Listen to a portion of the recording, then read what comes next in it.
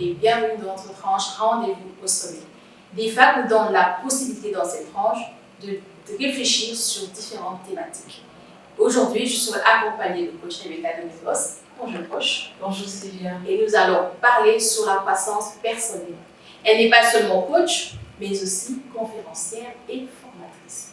Alors, dites-nous coach, quelle est l'importance de la croissance personnelle? Alors, la croissance personnelle a vraiment toute son importance. C'est elle au fait qui fait qu'avec nos rêves, nous puissions vraiment l'accomplir à presque 80% parce que nous travaillons sur nous-mêmes. Alors cette croissance, elle va sur 3 choses. Elle travaille sur soi-même, son rêve et son environnement. Ah bon? Et comment travailler son image, coach? Alors, travailler son image nous aide à améliorer notre façon de nous voir, à dépasser nos limites et pouvoir explorer des choses au-delà de ce que nous pensions. Et cela va permettre d'ouvrir le champ des possibilités dans notre façon de faire les choses. Ah d'accord. Donc si je comprends bien, les gens qui ont fait l'image d'eux investissent très peu également sur eux. Exactement. D'accord. Et comment travailler son rêve, coach?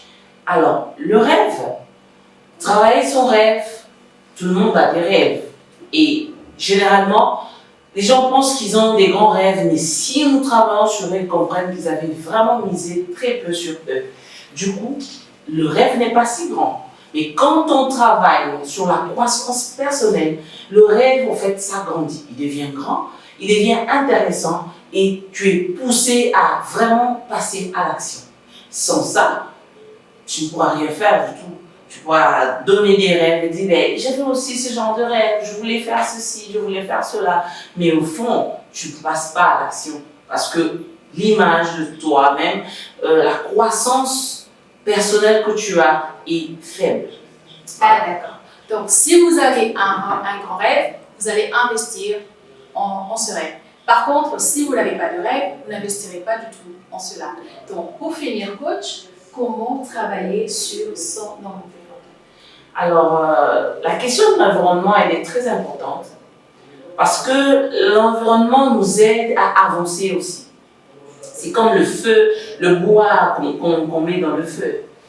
Donc, si on n'a pas un environnement qui est propice à notre succès, qui peut nous booster vers l'avant, ça ne va pas marcher. Alors, cette croissance nous aide à regarder autour de soi, pouvoir travailler sur les personnes que nous avons, notre cercle le plus proche et te booster. Parce que si tu n'as pas un environnement qui te booste, tu auras des rêves, mais tu seras lourd pour pouvoir avancer. Et cela va de même avec les amis, la famille, là où tu habites aussi, ça compte vraiment. D'accord. Donc, pour travailler son environnement, il faut s'entourer des bons amis. Il faut chercher des amis qui croient en vos rêves et qui vous tirent vers le haut.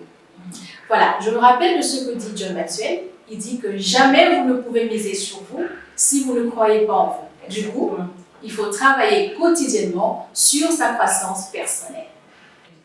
Merci à vous qui nous avez suivis.